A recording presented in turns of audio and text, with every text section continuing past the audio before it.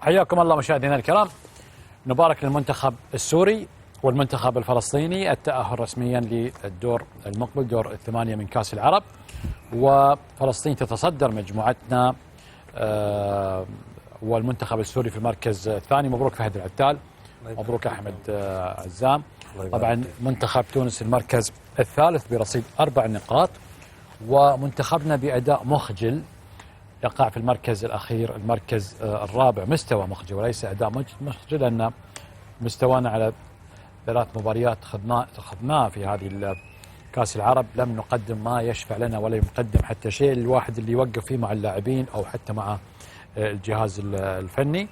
واليوم كان أداءنا جدا باهت وغريب، ما في حتى يعني المستوى اللي يقول والله اللاعبين يبي يسوون شيء، يعني مثلا روح قتالية أو رغبة أو ما شابه ذلك.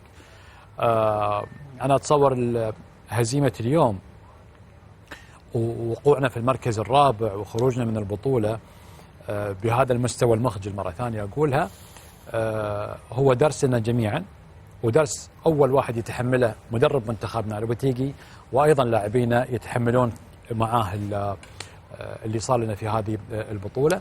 المأمول واللي أتمناه إن شاء الله، أو أقول حتى الحمد لله النجاة الحين في هذه بطولة كأس العرب، بحيث أن احنا نعالج أخطائنا، نعرف سلبياتنا، نتغلب على الأمور اللي صارت لنا، ونقدم مستوى مشرف في كأس العالم.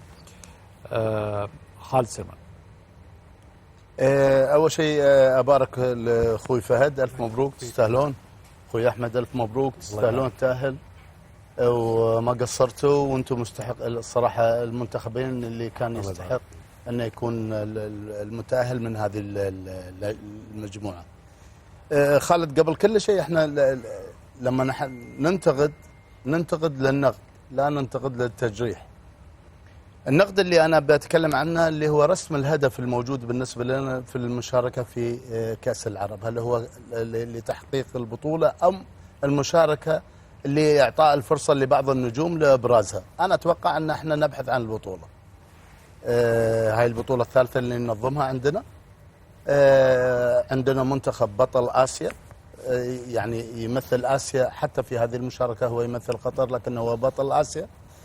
لا يمكن أن يكون يلعب بهذا المستوى والأداء الفني من مباراة إلى أخرى. ال3 مباريات مرمى 5 أهداف، هدف واحد ضد اللي قدر يسجله. يعني هناك معاناة فنية موجودة، خلنا نقول بشكل كبير. المعاناة الفنية، من إذا تكلمنا احنا ليش الهبوط الفني الموجود بالنسبة لنا، رقم واحد من يتحملها اللي هو لوبتيجي، لأن إذا كان الهدف المرسوم هو البطولة، ففي أفراد كان يجب أن يتم اختيارها من ضمن البطولة. وليش أنا أخليها هاي الأفراد؟ خوخي أبو علام، بيدرو، وكريم بضياف، هاي 3 يعملون لك الفارق مع الفريق. اللعيبة لو مصابين ما يلعبون مع ناديهم الآن في QSL، يشاركون، والآن الكل جاهز للاستعداد للمرحلة القادمة لما عند انتهاء البطولة طبعا المشاركة بالنسبة للدوري ودوري الأبطال يبدأ. أنا كجهاز فني لما جهز فريقي بشكل جيد من ناحية التشكيل بالنسبة للمنتخب. الأداء الفني كل مباراة تغيير 4 لعيبة غير منطقية. أصل بالأساس أنت أدائك الفني من مباراة إلى أخرى من سيء إلى أسوأ، من سيء إلى أسوأ. فالتغييرات اللي تتم بالنسبة للفريق هذه كلها تغييرات مؤثرة كانت على الأداء الفني بالنسبة لفريقنا وعلى الهزيمة. أنا لا أحمل اللعيبة هذه النتيجة، أنا أحملها الجهاز الفني اللي يكون فيها لوبتيجي، لأن يعني ما شفنا أي شيء بالنسبة للفريق في أرض الملعب يعني يعطيك أن هناك عمل موجود بالنسبة للفريق في الشكل الدفاعي وفي الشكل الهجومي. الشكل الهجومي الله رحمنا بأكرم، احنا موجود عندنا أكرم، إذا انشال من الفريق انشل الفريق تماما، لا يجوز، هذا منتخب. فيفترض أن يكون في لعيبة آخرين. التشكيل الموجود بالنسبة لليوم لإدارة المباراة، احنا كل مرة نتكلم عن إدارة المباراة بالنسبة للمباراة اللي يلعبها الفريق وبالنسبة للتغييرات اللي تتم. اليوم أنا خسران المباراة ويجب أن أربح المباراة. تغييرات منطقيا بتكون على الشكل الدفاعي لأعزز الهجوم، ليس على الشكل الدفاعي انزين تقليلا من الهجوم، اشيل احمد علاء كراس حربه واجيب لي لاعب اخر كمدافع، انزل ادملسون مكان، يعني لخبطه فنيه. انا يمكن في البدايه من اول مباراه احنا حضرنا مع بعض خالد، تكلمت وقلت في نسيت الجمله اللي قايلها انا، لكن في لخبطه فنيه موجوده بالنسبه للمدرب في اداره المباريات، من ناحيه التشكيل في ارض الملعب، من ناحيه التغييرات الموجوده بالنسبه له، من ناحيه الوقوف على المباراه في ارض الملعب. لا يمكن، يعني وضحت الرؤيه عند الجميع. يتحدث ان انا في المباراه انا عندي همام على اليمين على اليسار، جاء اكرم على اليسار، همام يلعب على اليمين، ما يقدر يلعب همام على اليمين. التغييرات اللي بتتم بالنسبه لي، انا بشيل همام، بنزل ادملسون، بيصير عندي احمد علاء، همام، ادملسون في الهجوم، بضيف بعد 10 دقائق بنزل مونتاري، بلعب باثنين في رؤوس الحربه لاني لازم افوز، ابي اتاهل للدور القادم. اروح اغير في الدفاع، اغير هاشمي، اغير، لا يمكن. اللخبطه الفنيه خالد سببها الجهاز الفني، اللي وضع هذا المنتخب انه يكون في هذا المستوى الفني الهابط. الصراحه بالنسبه لفريقنا يجب يعني انا كنت اتمنى، يعني اذا بحول المعني في الاهتمام هذا او المسؤول عن هذا الاهتمام اللي هو الاتحاد لما اتكلم عن رئيس الاتحاد يجب ان يقف على هذه الامور الموجوده الفنيه الموجوده بالنسبه للفريق. هذا الفريق بهذا الشكل يعني حرام بالامكانيات الموجوده واللي تقدم من المسؤولين، وتقدم بالنسبه للنظر دائما الى الامام. يجب ان تكون في جلسه فنيه مع هذا المدرب لمعالجه الاخطاء الفنيه. اما بالنسبه للتحليل لهذه المباراه، انا ما اقدر احلل هاي المباراه لا تحلل.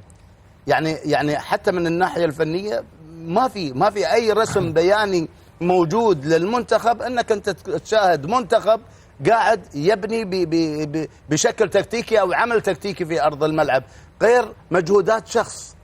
ليس هو الوحيد، لكن هو من يوصل لك الكرة للمناطق الحرجة بالنسبة للفريق المنافس، أو هو من يكون اللي يعمل الخطورة بالنسبة للفريق. لا يمكن فريق يظل طول مبارياته على لاعب واحد موجود في الملعب، هذا تقصير من لوبتيجي، ويجب أن يكون هناك يعني مكاشفة مع المدرب الصراحة للمرحلة القادمة في البطولات القادمة. مبروك مؤخرا طبعا فلسطين، مبروك لسوريا.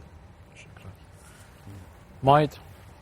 طبعا مبارك للاخوان احمد وفهد، فلسطين وسوريا تاهل، يستاهلون حقيقه، امانه هم اللي يستحقون في المجموعه. نقول ايضا مبروك للكابتن منذر، فوز يقال اعلاميا حفظ ماء الوجه. تونس حفظت على ماء الوجه يا منتخبنا. اليوم منتخبنا حقيقه سيء للغايه، اقل ما يقال عنه سيء للغايه. لوبتيجي فشل كبير في المباراة، ويجب أن نتوقف عن لوبتيجي. هل هو جاي بس على أساس يأهل منتخبنا وانتهت مهمته الآن؟ لا، احنا عندنا نبني منتخب 3-4 سنوات حسب العقد اللي معاه، 2 أو 3 أو 4.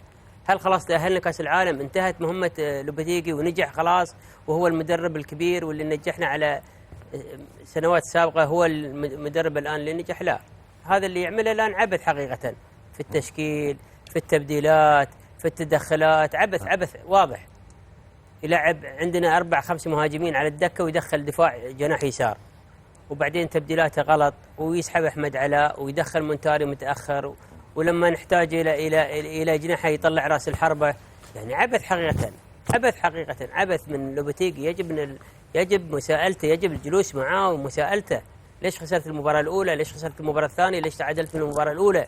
جلسة صراحة، باقي 6 شهور عن كأس العالم، احنا رايحين كأس العالم على الأقل نظهر بمظهر جيد في فريق يستحق على الأقل التأهل. ما نقول احنا رايحين الأول مشاركة، لكن يجب أن يكون على الأقل فريقنا جيد. فريقنا احنا مستضيفين البطولة في كأس العرب، جوائزها المالية كبيرة، جمهور كبير حاضر ملعب البيت، ونظهر بهذه النتائج السلبية حقيقة غير مقبول.